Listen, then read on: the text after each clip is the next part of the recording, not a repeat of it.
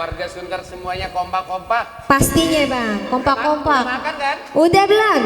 Udah makan Bang. Ini kalau dengerin Jamuro biasanya nggak inget makan. Emang kenapa begitu? Keasikan? Emang belum ada. Keasikan dengerin sejarah. Nah, kita masih bersama, tadi Bang Yahya bilang bahwa Bang Pitung belajar ilmu tarekat tadi. Ilmu tarekat ya, Di mengenai Kota Tua. sejarahnya. Kemudian kita kembali kepada orang tua kita. Tadi belum tuntas dia ngomong soal Sunter. Perkembangannya ya Babe. Bapak Haji Makmun Jelani. Ayo Pak. Oh lanjut Pak ya. Ya. Melanjutkan pembicaraan saya tadi sampai tahun 80. Perkembangan tahun 80, masyarakat sangat membutuhkan rumah hunian, Tempat tinggal. Pada saat itu posisi saya diperintah oleh ketua RT 8 namanya Pak Kliwon untuk jadi ketua kelompok bagian barat. Waduh. Waktu itu orang masih banyak. Masih jarang. Dikit kan, rumah jauh-jauh kan? Rumah jauh-jauh. Saya ngelihat sampai ke Ancol pun kelihatan. Pak. Kelihatan. Gak kayak sekarang. Iya, padat luar biasa. Subhanallah. Kalau dulu kebun kangkung, sekarang kebun tembok. Kebun tembok Kebun namanya. tembok sekarang.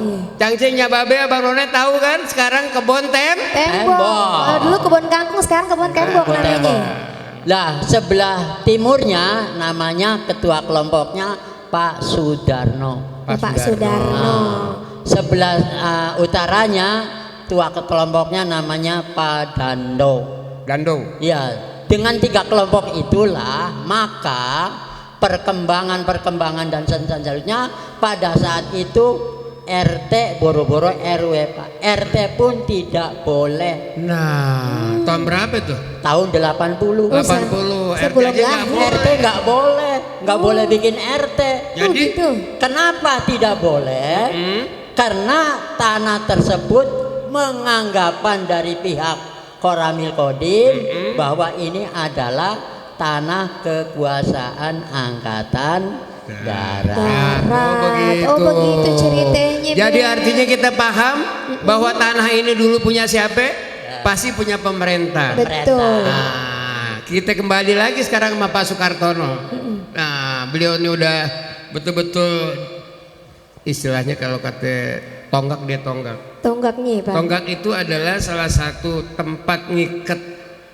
Jadi kalau kita mau jatuh, tonggak bisa buat pegangan. Kalau dia mau ngangon kambing, dia bisa buat dicangcang di situ. Salah satunya beliau dari ketua RT menjadi ketua RW. Iya, naiknya dari RT ke 12 RW. tahun. Wah Allah, lama banget itu ya, Iya. Masya Sekarang Allah. beliau ini bisa jadi ketua RW teladan. Iya, patut nih Nah, kita kita contoh. lanjutin lagi bagaimana Pak Sukartono suka duka masyarakat yang ada di Sunter ini kelihatannya punya satu kebanggaan tersendiri karena di sini dilarang merokok. Oh iya. Iya. Oh dilarang ngerokok di Dilarang sini. merokok.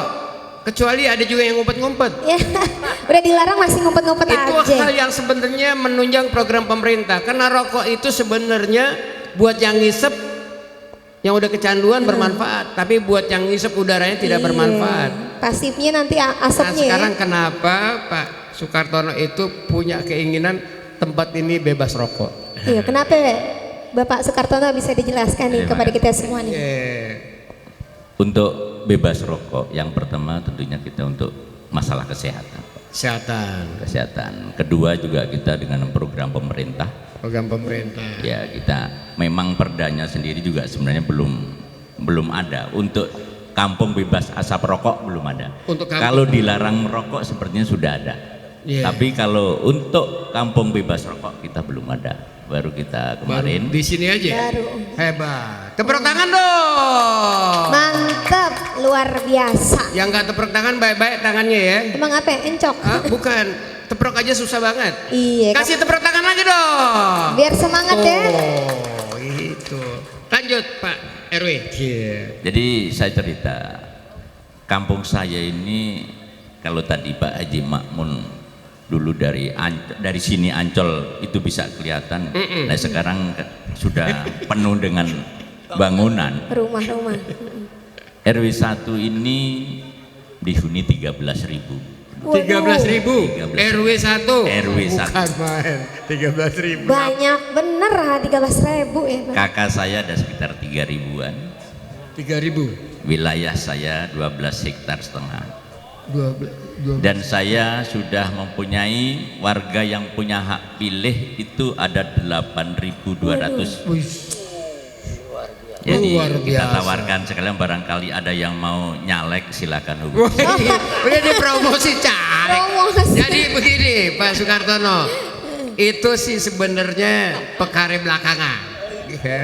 Jadi pada pekare ini jangan ditonjol-tonjol, ntar pada orang kemari Pak Kartono susah juga daftarinnya. Cek kemari dan Jadi lininya itu kita kembali ke Bang Yahya sekarang.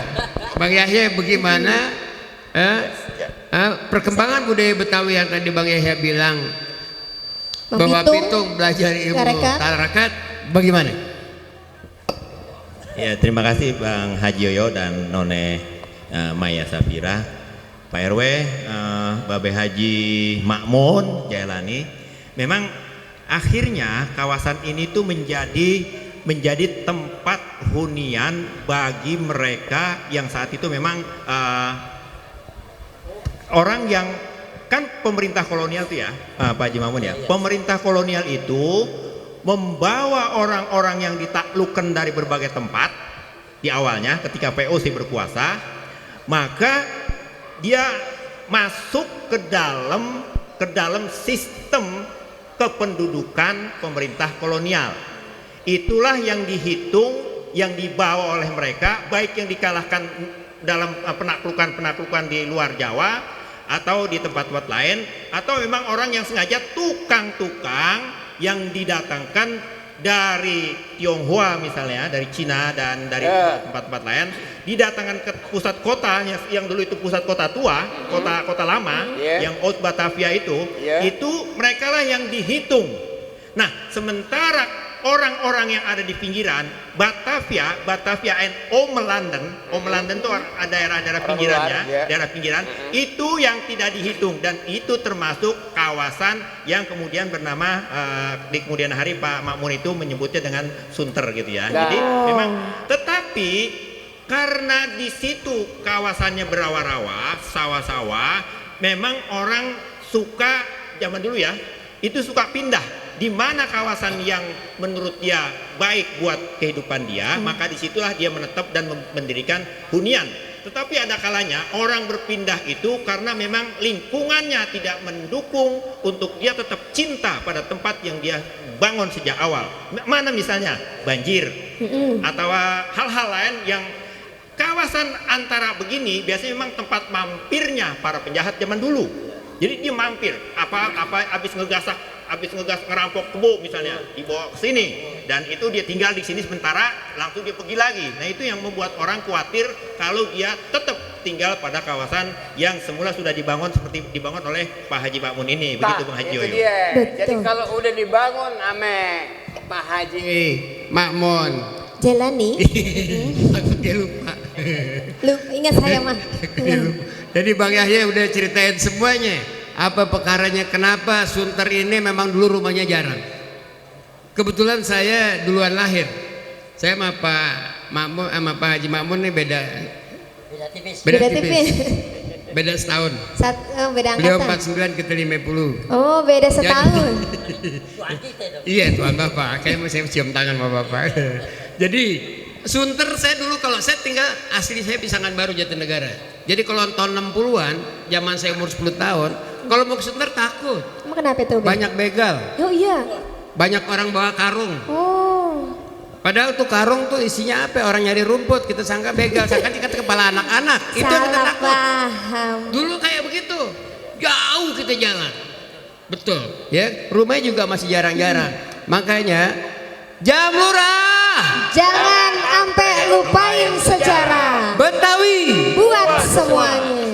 soalnya semuanya tadi Iya. udah pada itu. Ya pada ini nih biar ada yang semangat lanjut lagi ya. Ya. Baik, kalau begitu kita suruh masuk dulu lagunya, satu lagu lagi. Musik. Nah.